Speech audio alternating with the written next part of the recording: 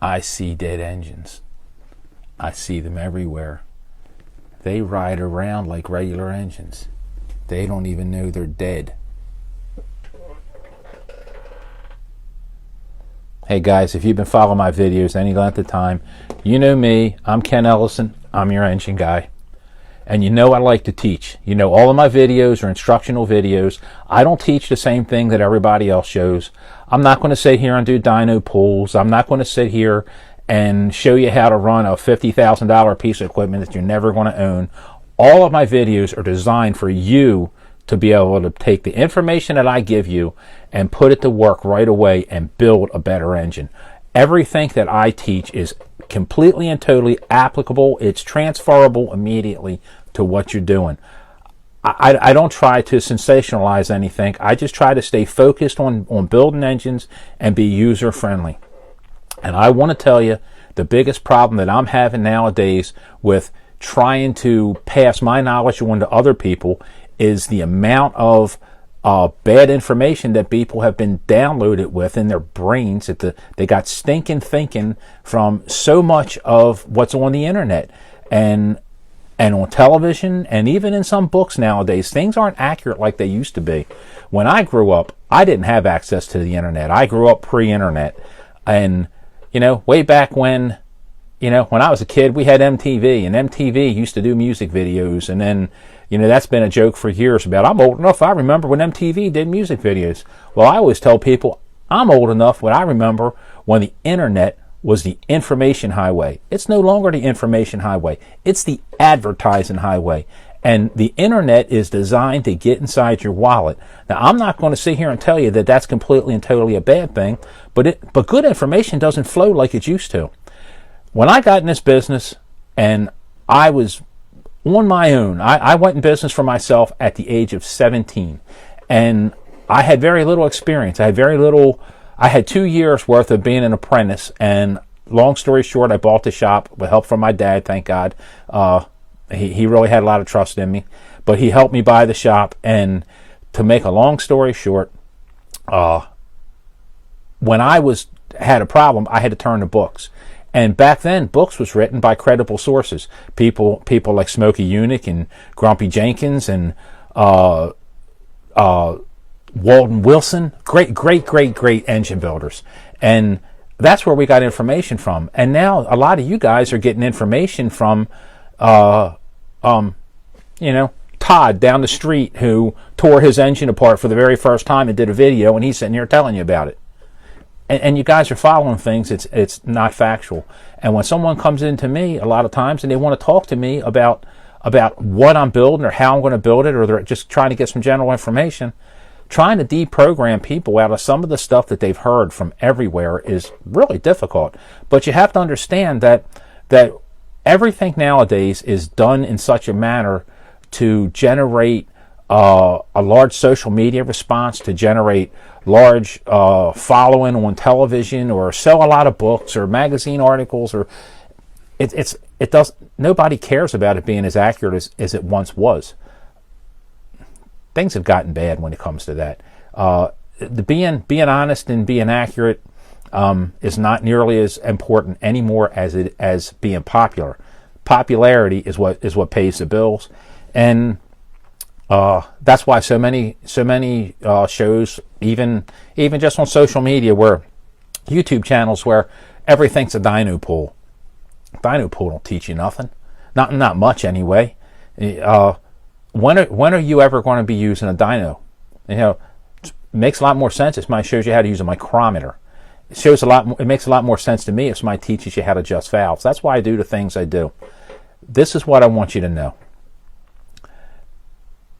When you're looking to be success at something, the thing that's going to get you somewhere in life with your engine rebuild and with other things is surrounding yourself by people that know. Doesn't mean that you can't do things on your own. It doesn't mean that you shouldn't experiment. You've heard me say this before. I got in this business at 17, and some of the engines I built, you know, had I been a doctor, they would all been toe tags, because I killed a few on my way to learning what I was doing. But I listened, I learned, and I was never scared of blowing the next engine up or Didn't matter. Whatever it was, I learned from every project. And I know not everybody wants to do that. Not everybody has time to do that. But you have to get your sources from, you have to get your information from the right sources. I've been surrounded by people that I've had the utmost respect for. Bob and Brad Wallace, great engine builders. I could always ask questions.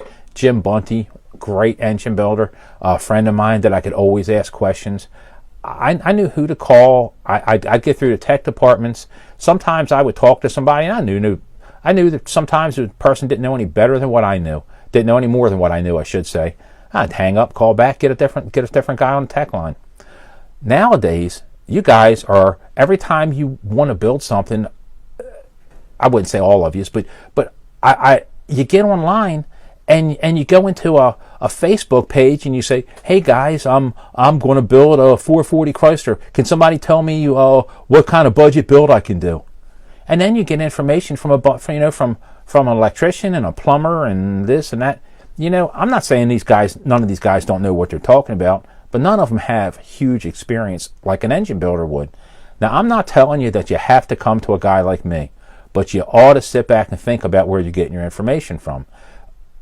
So many people call me up and ask my opinion because they don't trust their machinist. Well, if you don't trust your machinist, then drive to another city. Find one you do trust. Information is everything. You need to be able to talk to your builder. He needs to talk back to you. If he's not willing to sit here and answer your questions, he probably don't deserve a few $1,000s of your money. But you have to be comfortable with who you're talking to. You have to get good information. It's so very important that you don't sit here and get opinions. But you got to get answers. If you need heart surgery, you don't talk to a gynecologist. Yes, both are doctors and both are experts in their fields, but both are at different ends of the spectrum. So, that's not what you do.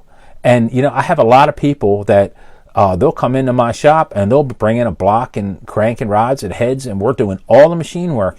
And I talk to them for a couple of minutes, and it literally takes minutes to know whether or not they have any clue of what they're talking about. Some people come into my shop, and no sooner than they start telling me about their project, I realize they have zero experience. I'll say to them, well, who's going to help you put this together? Oh, I have a friend that's a mechanic. Buddy, I'm not a mechanic. I'm an engine builder. You don't hire me to do your brakes or to build your transmission. I am an engine builder. I specialize. Getting a mechanic to do the work of an engine builder, or getting an engine builder to do the work of a mechanic, even though we know a little bit about each other's fields, and yet we might be able to get our way through some of it. But honestly, guys, that's like hiring a gynecologist when you need a heart doctor. You don't hire a plumber when you need a lawyer. And we are surrounded with bad information. Get someone you can talk to. Watch how much information you take off of forums. I read forums often, and I don't know what it is, but nowadays, every time I punch something online that I'm doing a Google search to try to get some information on a project, it can be something as simple as a casting number, trying to get the application or the specification of a particular cylinder head or a crankshaft. It'll go right to forums, and I'll read the forums, and it's just like, you got to be kidding. It's rare that I read a forum that has any decent information in it. I read so much of this stuff that I see long conversations that are not designed to make you a better builder. It's just people chatting. It's just, it ain't no different than people who sit at a bar stool and talk politics, even though they don't follow politics. They just have an opinion and they just want to chat. And that's what a lot of that is. And you really need to surround yourself with people that can help you. In all facets of life, a lot of times it's who you know that gets you where you need to be. Nobody's a jack of all trades, but you have to be smart enough to know who to talk to. The other problem that we have that a lot of you don't seem to understand, and it's really mixed blessings. The internet sales has brought the price of parts down, that people can enjoy them, that people can buy things that a few years ago was out of their reach. But all of these big internet companies, mail order companies, have dumbed down this business to a point that it's criminal in some areas. Like, for instance, you go to buy a pair of cylinder heads, and the cylinder heads will say for a 500 lift cam, valve springs for a 500 lift cam, valve springs for a 600 lift cam, valve springs for a 700 lift cam. It's not that simple. The valve spring inside my ballpoint pen, it's good for 500 lift. It won't hold your valve up. There's much more to a spring than all that. If you go into a Urson catalog or a CompCam's catalog or such, and you look up a 550 lift cam, there might be a half a dozen springs with different profiles, different spring rates that are designed for a camshaft to run a certain way. They don't have one spring for one lift. And I'm not saying that when you buy those things and you put it together that it's not going to work. It'll run, but your engine won't run like one of mine.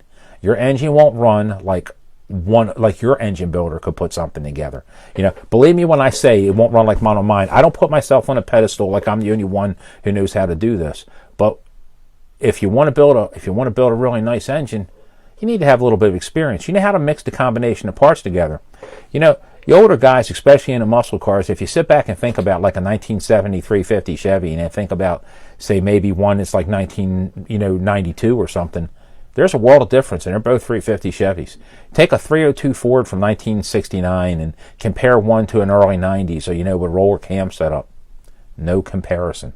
We learned so much over the years. And you know what's the difference? It's not the quality of the rebuild, it's the combination of the parts. It's because we've gotten smarter. And going to the internet, a lot of times you're not going to find the information that you need. I'm not saying it's not out there, but you have to stick more to along the lines of professional websites. And, like I said, I'm not trying to pound on nobody, but people come in here all the time, and I sit here and try to talk to them, and guys will sit here and take up 10 minutes of my time to walk out the door, and I think to myself, he didn't hear a word I said. He's so programmed with bad information, it's not funny.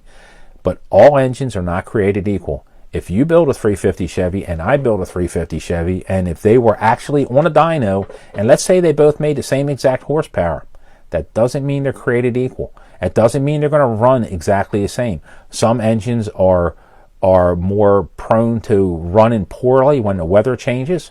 The wrong combination will make it run hot. It can make it hard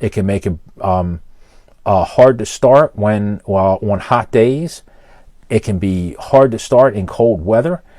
We've learned how to put combinations together, and that's what you want. That's what you want to key in on. It's not just about parts that go together and don't blow up. All engines are not created equal. And if you want to learn how to build a real engine, you have to sit back and listen. I got in this business as green as I could possibly be. I knew nothing. And I learned quickly. And I surrounded myself by good people. I asked questions. To this day, I got 42 years experience. I don't know all the answers, but I know where to find answers. And it ain't on the internet. If it's on the internet, it's because I'm using it to contact someone that I know is an experienced engine builder. I surround myself with greatness. When I have to ask a question, I know who to ask. When I have other friends that own machine shops, and they'll call me up and say, "Hey, Ken, you got a minute? Can I bounce something off of you?" And we'll sit back and talk for a few minutes.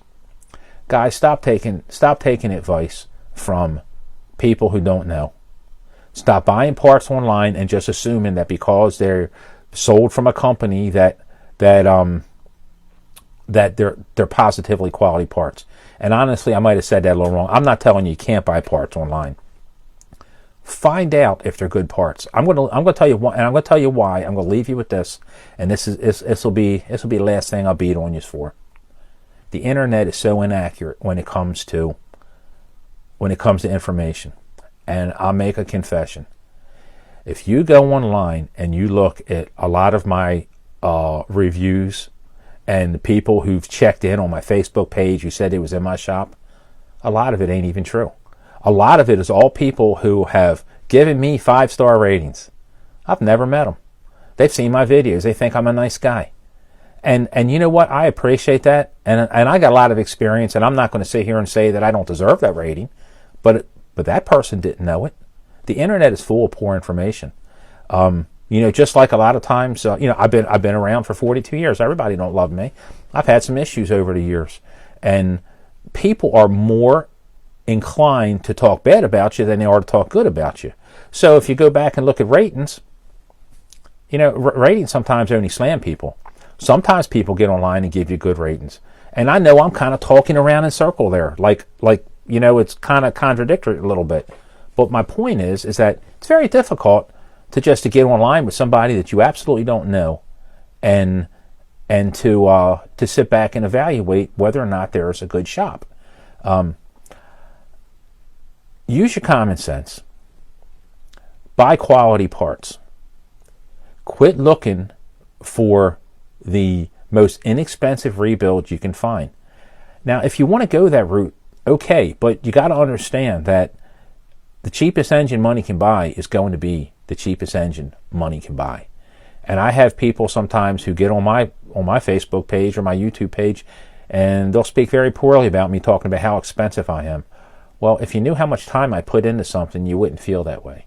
I don't build assembly line crate engines. So, guys, you get what you pay for. Do your due diligence. Don't believe everything you read on the internet. Cheapest parts are can cost you more money than anything else. And I've always told all my customers, if you can't afford to do it right, then you certainly can't afford to do it wrong. It'll come back to haunt you. So check real close where you get your information. Find somebody you trust. If you don't trust your machinist, get a new machinist. It's worth driving to have a successful engine built. Happy Halloween, guys. Take care.